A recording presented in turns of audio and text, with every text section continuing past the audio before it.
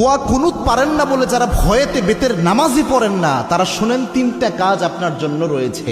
এই তিনটা কাজ করলে বেতের নামাজের পরিপূর্ণ সওয়াব আপনি পেয়ে যাবেন। সুবহানাল্লাহি বিহামদিহি। ইসলাম যে কত সহজভাবে আপনাকে সমাধান দিয়েছে কল্পনা করতে পারবেন না। এই যে বেতের নামাজে যে দোয়া কুনুতটা আমরা পড়ি, এটা কিন্তু অনেকের মুখস্থ হয় না, যার কারণে অনেক বড় দেখে অনেকে বেতের নামাজই পড়ে না যে আমি দোয়া কুনুত পারি না, আমি কি বা পড়বো। অথবা অনেকে এমন রয়েছে বেতের নামাজে দাঁড়িয়ে দোয়া কুনুতের সময় চুপ করে থাকে, একটা শব্দ করে না, এরকম আছে অনেকে। তো এরকম কোনোটাই মাধ্যমেই আপনার কিন্তু দোয়া কুনুতের যে হক এটা আদায় হচ্ছে না। এবং বেতের নামাজ এটা কিন্তু ওয়াজিব একটি নামাজ, এই নামাজকে আপনি ইচ্ছা করে ছেড়ে দিতে পারবেন না, এবং ওয়াজিব সবসময় চাইলে আপনি তরক করতে পারবেন না। এই জন্য বেতের নামাজ গুরুত্বপূর্ণ। এবং কি আল্লাহর হাবিব সাল্লাল্লাহু আলাইহি ওয়াসাল্লাম বলতেন, ইন্নাল্লাহা বিতরুন ইউহিব্বুল বিতরা, আল্লাহ রাব্বুল আলামিন নিজে বেজরকে আল্লাহ রাব্বুল আলামিন নিজে ভালোবাসেন। সুবহানাল্লাহ। এবং আল্লাহর হাবিব সাল্লাল্লাহু আলাইহি ওয়াসাল্লাম সফর অবস্থায়ও প্রায় সময় চেষ্টা করতেন বেতের নামাজ যেন ছুটে না যায়। আল্লাহু আকবার। এই জন্য বেতের নামাজ মা বোন যারা রয়েছেন, বিশেষ করে আমার যুবক বাবা ভাইয়েরা যারা রয়েছেন এবং আমার বাবাজিরা যারা রয়েছেন, বেতের নামাজে আপনি দোয়া কুনুত পারছেন না, আপনি কি করবেন?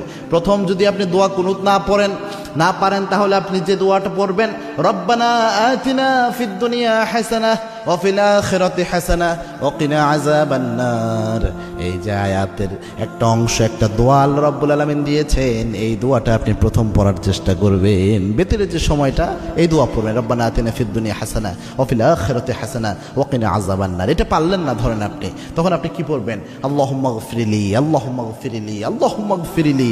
এটা বারবার আপনি পড়তে থাকবেন, তাহলেও দেখবেন ইনশাআল্লাহ বেতরের হক আদায় হবে। 3 নাম্বার হচ্ছে আপনি পড়বেন আস্তাগফিরুল্লাহ, আস্তাগফিরুল্লাহ, আস্তাগফিরুল্লাহ। তিনটার যে কোনো একটা যদি আপনি পড়েন, আশা করা যায় ইনশাআল্লাহ বেতরের হক সাময়িকভাবে আদায় হবে। তবে এটা এই সময় পর্যন্ত, যতদিন পর্যন্ত আপনার মুখস্থ না হয়।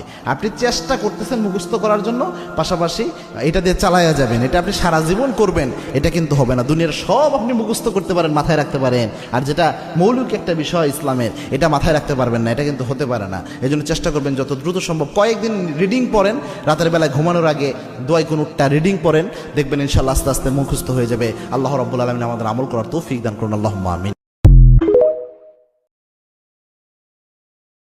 দোয়া কুনুত পারেন না বলে যারা ভয়েতে বেতের নামাজই পড়েন না, তারা শুনেন তিনটা কাজ আপনার জন্য রয়েছে।